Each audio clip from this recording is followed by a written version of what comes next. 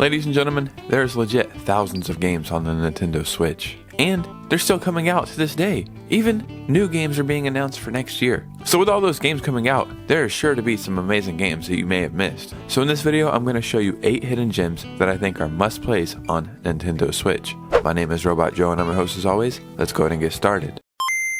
Yeah, as you can see, I'm finally back home. The videos will be back the standard that I want them. That being said, let's just get into this video. Oceanhorn 2, Knights of the Lost Realm, set 1,000 years before the events of the first chapter, takes you on a magical journey across the vast world of Gaia, brimming with mythology and lore. A young knight faces an impossible challenge, as Warlock Mesbreth has returned with a dark army. Immediately you're gonna say, is this game inspired by Zelda? And it clearly is. I was looking for something Zelda related between Zelda games, and this game popped up. I believe it was actually originally made by Apple. Even though it's heavily inspired by Zelda, this game is actually pretty good. It's a very solid game. I think it's definitely worth giving a try for anybody a Zelda fan or not. I'm here to tell you, it's definitely worth it. Sometimes we just want to be naughty, right? Sometimes we just want to commit a little tax evasion. Let me explain. I'm talking about Turnip Boy Commits Tax Evasion. Take control of an adorable turnip who happens to be an absolute menace to society. After failing to pay taxes and getting evicted from your home, you must go on an epic quest to pay back your massive debt to Mayor Onion. Garden tools to solve fantastic puzzles, meet eccentric vegetables and fruits, and take on treacherous fights. Along the journey, uncover what's spoiling this garden community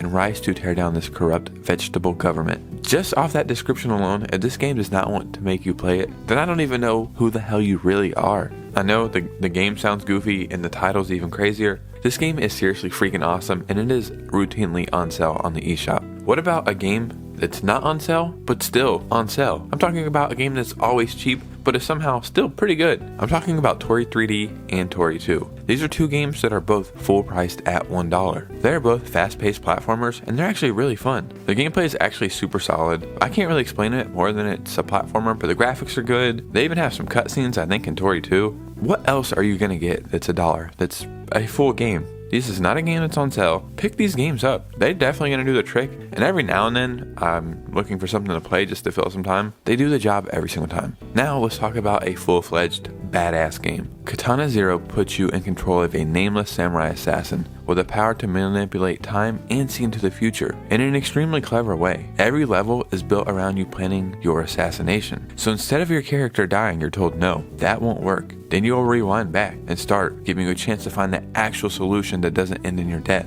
Every level will end with a security camera recording of what actually happened. This game is beautiful.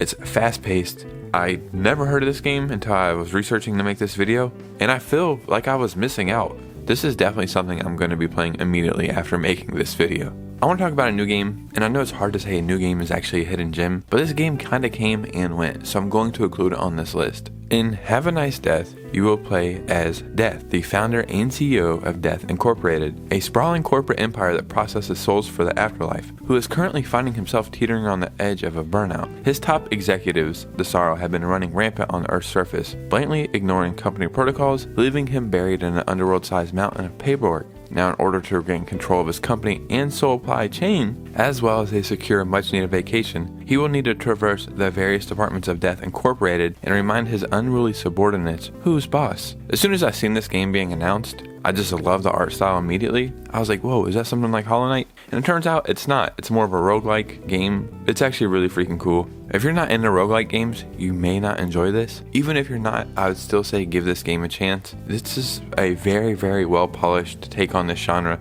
And yeah, definitely play it.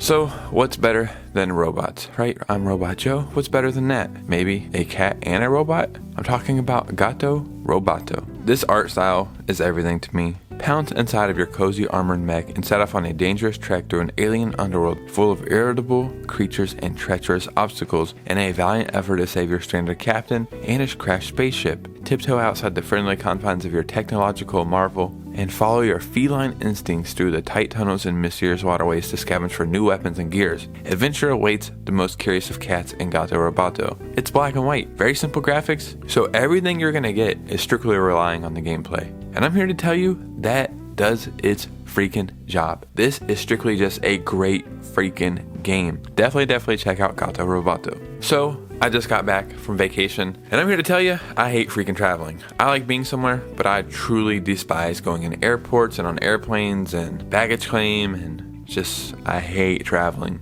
I wish there was a game that could do that for me. Or is there? The Tourist is a game where you just kind of play as a tourist. You're arriving at the Monument Islands. Do you want to go swimming? Or would you rather take a dive into the deep sea? Or do you want to visit an amusement arcade, do some shopping, dance at the beach party? Do you fancy some surfing? Or will you talk with a strange old tourist and listen what he has to say about these ancient mysterious monuments? On the surface level, you truly think this is just a game where you just walk around and can do kind of any activity, which in itself is pretty cool. You go play some games at the arcade like they said, or go dive and swim around the ocean. Just that, it is a very cool exploration game. But it turns out there's actually some mystery to unravel here. And a side note about this game, this is one of the few games on the Switch that actually run at 60 FPS. I know that sounds crazy, it looks and runs phenomenal, so definitely check it out, The Tourist. So I'm a sucker for playing very, very cheap games, $1, $2, $3. I just have fun buying them and trying them, and every now and then you come across a true hidden gem. Apple Knight was just that for me. It's a beautiful action platformer RPG. You get to fight wizards, defeat bosses, use traps and magic, and you can upgrade your armor, pets, weapons, and abilities. There are secret areas in every single level. The gameplay is so freaking smooth and fast-paced and tight. I was addicted to this game. Truly, I was. I think this game is $10 normally, but it is every single eShop sale that there is, it's always on sale for $2. Freaking love this game. I don't know. I beat it, I think, in like 3 days. So it is a decent game, and it has tons of replayability, and you're never gonna do the same thing twice. And it's actually a pretty decent RPG. It's very, very fun to upgrade your weapons and your armor and your abilities, and you can get a little pet that helps you out, and the bosses are actually pretty freaking hard. So if you have a chance, please play Apple Knight. Guys, like I said, I just came back from vacation, so I'm doing my best to get back on track. I just want to say thank you so much. Some way, somehow, we hit 1,400 subscribers. That's insane. I think I went up like 300 subscribers in like 2 weeks or something. Thank you so much. So if you could, please hit a like and subscribe on the way out, because it means the world to me. You guys know me. If you enjoy gaming news, gaming stories, and Nintendo Switch content, then you're in the right place. My name is Robot Joe, and I'll see you with a new video soon. Peace out.